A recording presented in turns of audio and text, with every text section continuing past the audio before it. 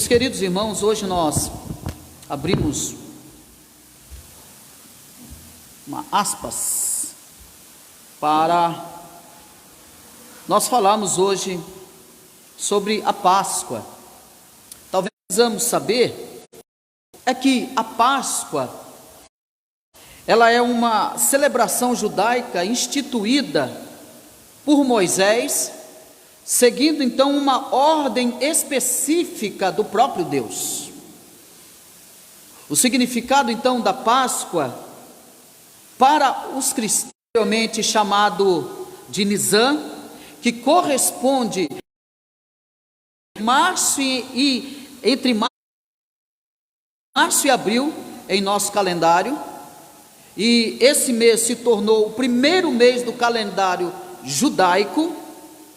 Então a Páscoa também ela está ligada à festa dos pães asmos, ela faz referência à ocasião em que Deus enviou a 10ª praga sobre o Egito, e nós lemos aqui no livro de Êxodo capítulo 12, com o povo, dando como também todos os animais, mas o povo de Deus, eles foram poupados por ocasião de toda a ordenança que Deus deu do povo israelita do Egito. Quando entra um outro faraó, ele desconhece essa aliança, ele desconhece esse pacto, e esse povo então passa de ter a liberdade para entrar então em escravidão. Ele se torna escravo por misericórdia.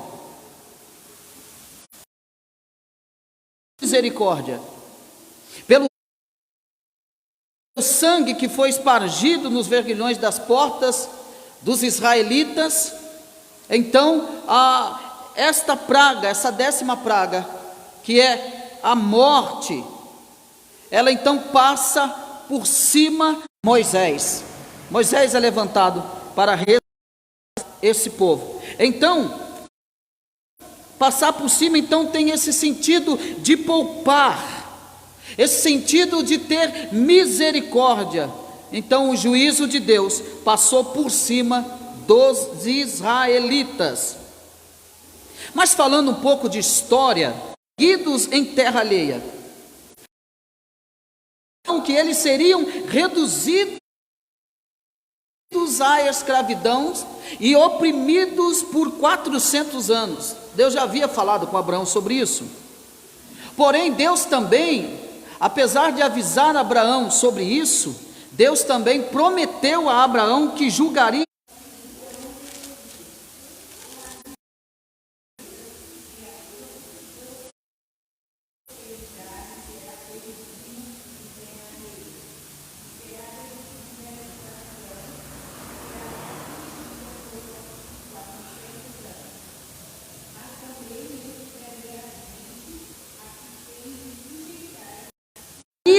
pelos seus irmãos. Ele foi vendido pelos seus irmãos como escravo, e ele acabou parando no Egito. Ele acabou parando lá no Egito. E depois de ele enfrentar muitas dificuldades, depois de ele passar muitas dificuldades, mais tarde então, José, o bisneto então de Abraão, ele vai, depois dele enfrentar então muitas dificuldades, segundo o plano soberano de Deus, José então se tornou o governador do Egito, ao liderar então as ações que garantiram que o Egito. Mas durante algum tempo, os israelitas, eles viveram, como eu disse, com dignidade. Durante um tempo eles viveram de um modo digno. Mas José e depois de um tempo, morreram. No livro de Êxodo, capítulo 1, do verso 6 ao verso 11, é onde está esse episódio. Êxodo, capítulo 6, capítulo 1, o verso 6 ao verso. Conhecer a José. Ele disse ao seu povo: eis que o povo dos filhos de Israel é muito numeroso e muito forte do que nós. Eia, usemos de astúcia para com ele, para que não se multiplique, seja o caso que, vindo guerra, ele se ajunte com os nossos inimigos, peleje com... Logo depois, então, de 400 anos que os israelitas estavam no Egito, Deus levantou Moisés, que o povo ia ficar durante 400 anos? Pois é, ficaram na mão dos egípcios. Mas agora Deus levanta Moisés como libertador desse povo. E esse processo envolveu então 10 pragas que o Senhor significado e a origem então da Páscoa judaica. A primeira coisa, falando sobre esse significado, quando Deus ele anunciou a 10ª praga, ele também deu as instruções a Moisés, ordenadas como eles deveriam fazer. Eles deveriam comer cordeiro, comer a carne desse cordeiro assado no fogo, acompanhado então de pães asmos e ervas amargas. E aí nós podemos ver o que significa, observar o que significa esses pães asmos, essas ervas amargas.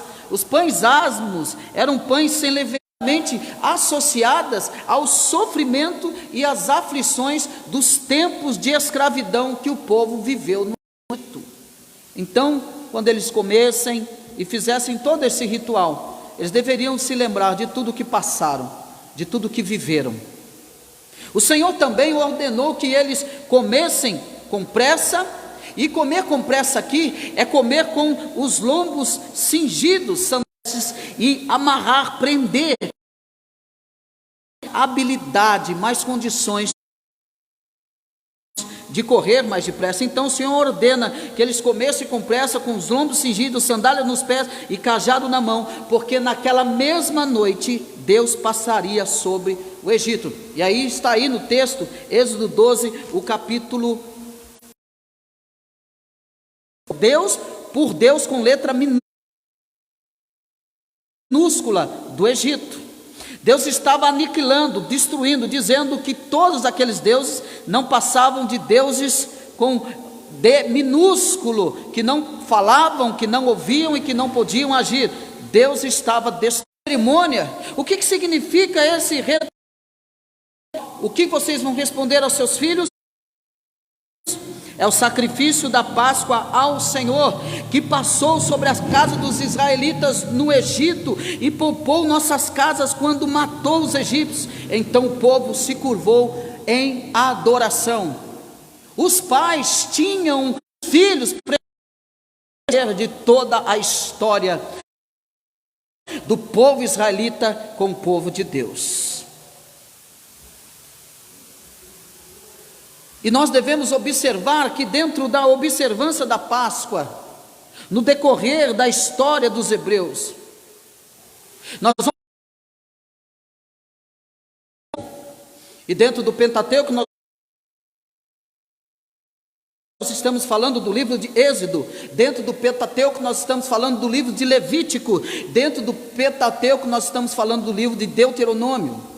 No Êxodo nós temos que olhar Êxodo 12, a qual nós lemos. No livro de Levítico, ainda no Egito. Então, a festa anual, ela era comemorada no crepúsculo do 4º dia do 1º mês. Ou seja, seguido de 7 dias consecutivos, do 15º ao 21º dia, denominados como festa do fosse quebrado. Então perceba toda essa ordenança. Mas o animal tinha que ser comido também muito rapidamente, com as ervas amargas e com os pães asmos. O tinha que ser queimado, tinha que ser eliminado. Eles deveriam comer com trajes de viagem, porque eles deveriam sair com pressa. Com pressa. Então, quando nós olhamos para isso, nós temos que o chefe então da família. Ele explicava o significado do ritual às crianças. Depois também foi instituído a segunda Páscoa, um mês depois. Para quê? Para beneficiar aqueles que não puderam participar da primeira. O povo esteve então no deserto. O povo de Israel não celebrou a Páscoa. Eles então voltaram a celebrar apenas quando já estavam acampados em Gilgal, sobre a liderança de Josué. E aí nós vamos ver no livro de Josué, abra.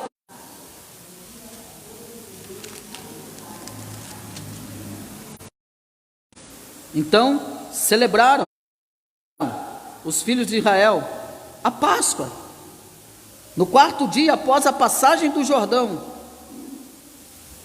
que cabia como primeiro ato do povo de celebrar a Páscoa. Eles celebram, vou colocar para vocês como tarefa, anota aí esses livros que eu estou falando para você e leia em casa.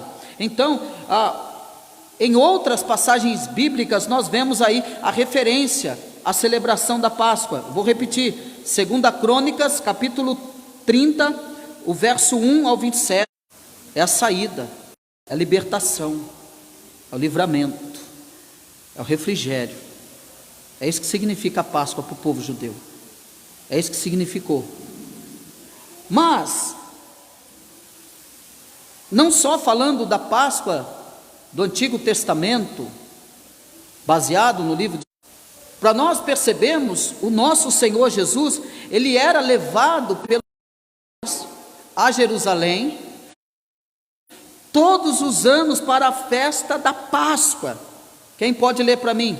Evangelho de Lucas, capítulo 2, verso 41. Leia para mim, por gentileza. Lucas 2, verso 42. Seriamente. Então nós vemos também que no Evangelho nós encontramos pelo menos 4 referências à festa da Páscoa. Abra lá para mim e leia o Evangelho de João, capítulo 2, o verso 23, o verso 13 ao verso 23. Os cambistas virou as mesas e disse aos que vendiam estas coisas: nada, não façais da casa de meu pai casa de negócio. Lembraram-se os seus discípulos de que está escrito: o zelo da tua casa me consumirá. Perguntaram-lhe, pois, os judeus: que sinal nos mostra para fazer essas coisas? Jesus lhe respondeu: destruir este santuário em 3 dias. E o Evangelho de João, capítulo 6, o verso 4. Quem achou pode ler, por gentileza. Segunda referência falando da Páscoa, 6, verso 4.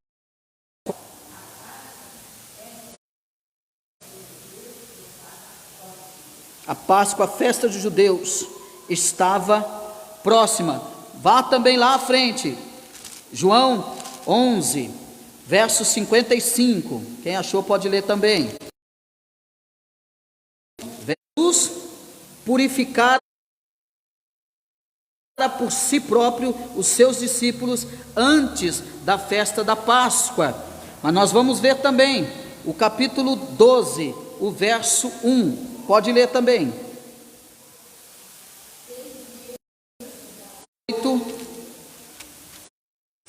Capítulo 18 do Evangelho de João, do versículo 28. Capítulo 18, versículo 28 ao versículo 39.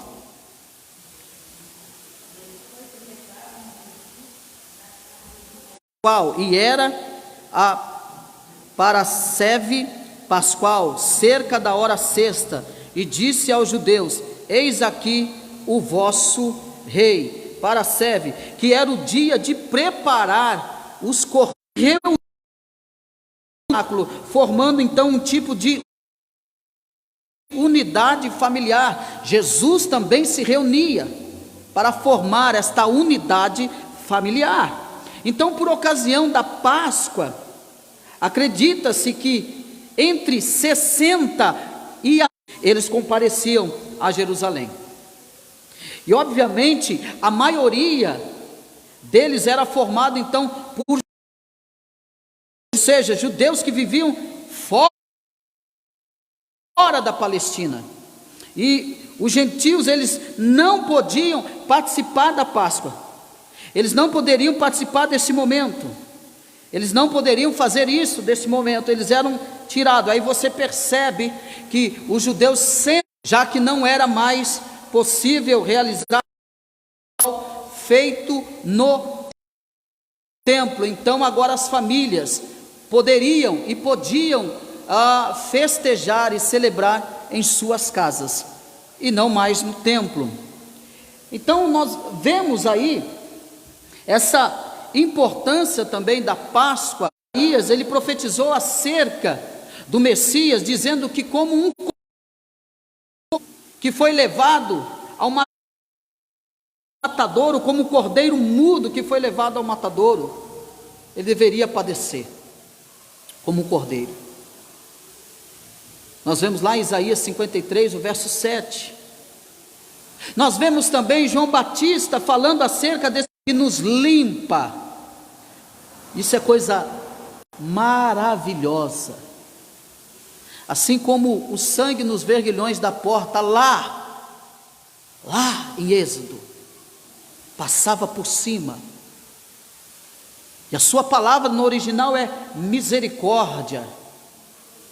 O Espírito do sangue nos verguilhões das nossas portas, das nossas casas. Pelo contrário,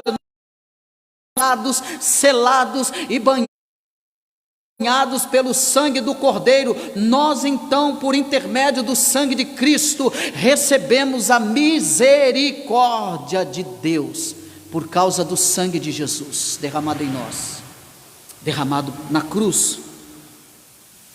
Mas nós devemos considerar a sexta-feira como a melhor posição.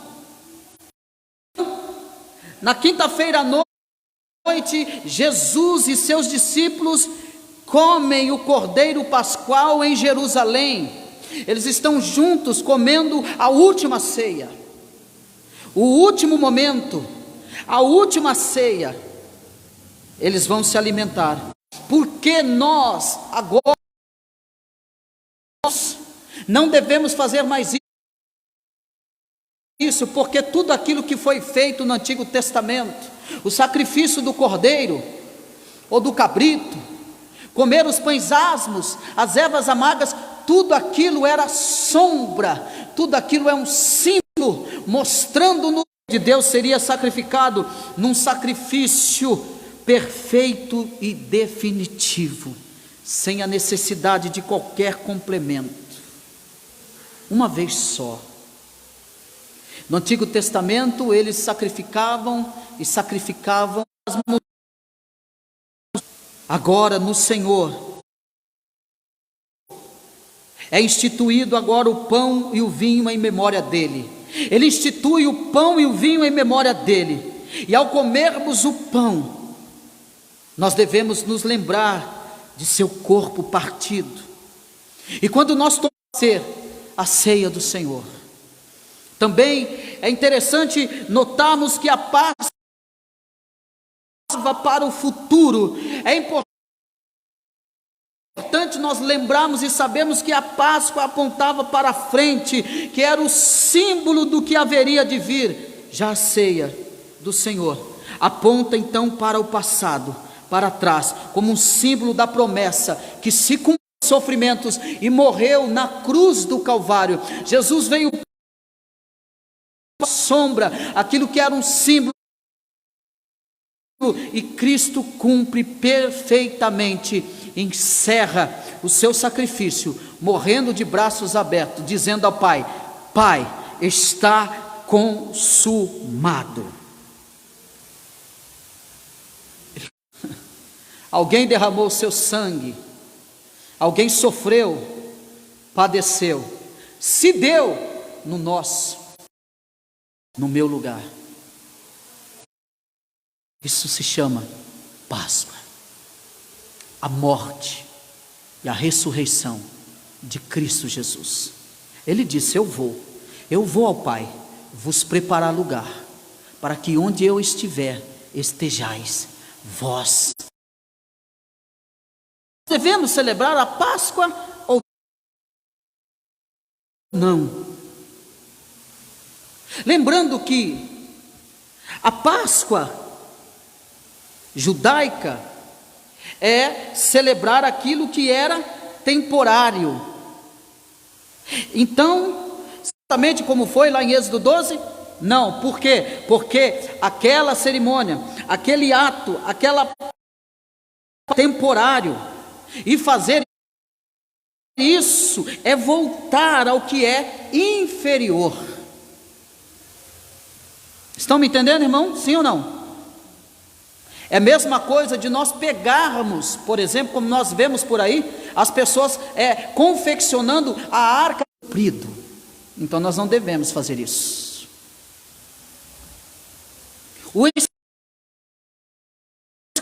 Ele expõe essa verdade como o tema principal de sua epístola. Assim, ele vai dizer assim como Cristo é a nossa Páscoa perfeita. O apóstolo Paulo, ele foi claro quando ele escreve que o apóstolo Paulo vai dizer: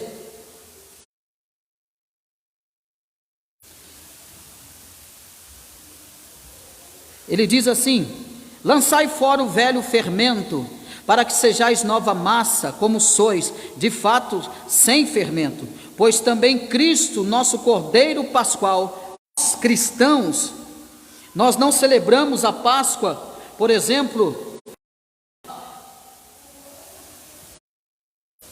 como uma vez por ano, como fazem os judeus, como os judeus praticavam, mas nós nos reunimos para celebrar a ceia do Senhor durante o ano todo, em memória da justiça de Deus, impedindo que o seu povo fosse lançado em condenação eterna. É isso que nós então comemoramos. A Páscoa a qual nós comemoramos é que o Senhor, o sangue do Cordeiro, nos livrou da condenação eterna, porque nós fomos libertos dos cristãos. Não comemoram a Páscoa, mas antes celebram a ceia do Senhor, lembrando a todo tempo do nosso Cordeiro, Cristo Jesus. Mas, meu amado irmão, delícia, é uma maravilha, eu amo chocolate, tá, irmãos? Nada a ver, vamos ser equilibrados. Não vai sair falando que o chocolate é do diabo, pelo amor de Deus, não fala isso não, é tão gostoso, né? Tão bom. Mas vamos lá. Coelhos, ovos e chocolates, eles foram então elementos aí, de Páscoa. Mas aí eu quero ler para vocês essa deusa Eustre, que é a Páscoa, né, da origem pagã. Essa deusa, a deusa que era honrada em Ostara, e Eustre, que era a grande deusa mãe saxônica da alvorada, a grande deusa, e ambas deusas, né, que com a Ishtar e Astarte da Babilônia, ambas deusas que eram chamadas deusas do amor. Então, segundo a lenda, Eustara encontrou um pássaro ferido na neve. Então, Eustara para a deusa. Então, a deusa maravilhou a atividade desse presente e quis então partilhar sua alegria com todas as crianças do mundo. Então criou assim a tradição de se oferecer ovos decorados na Páscoa, costume ainda hoje em dia que se mantém, né? Esse costume ainda se mantém. Alguns lugares ela também é a deusa da fertilidade. Quanto ao chocolate, talvez a melhor explicação que seja associado aos outros elementos é que ele é bom para o comércio. O chocolate, o que ele é bom? Ele é bom para o comércio, unicamente. Não tem nada a ver com Páscoa. A Páscoa que eu vi muito isso acontecer. A coerência é muito grande. Vai lá e eles encenam com o coelhinho da Páscoa. Eu estou falando da igreja evangélica. Coelhinho da Páscoa, vai lá e incentiva os pais a dar, e fala e não explica o que significa a Páscoa para a criança. A criança acredita que, da igreja, que a Páscoa é o coelhinho da Páscoa. Acabam então aderindo, fazendo essas coisas para quê? Para agradar o povo, para agradar nós como igreja cristã. E eu já disse, como igreja reformada, o que significa uma igreja reformada? É uma igreja que leva a sério as escrituras, é uma igreja que leva a sério a vida das pessoas, é uma igreja que leva a sério as famílias. Isso significa ser reformado, trazer de volta o contexto da reforma, o verdadeiro significado.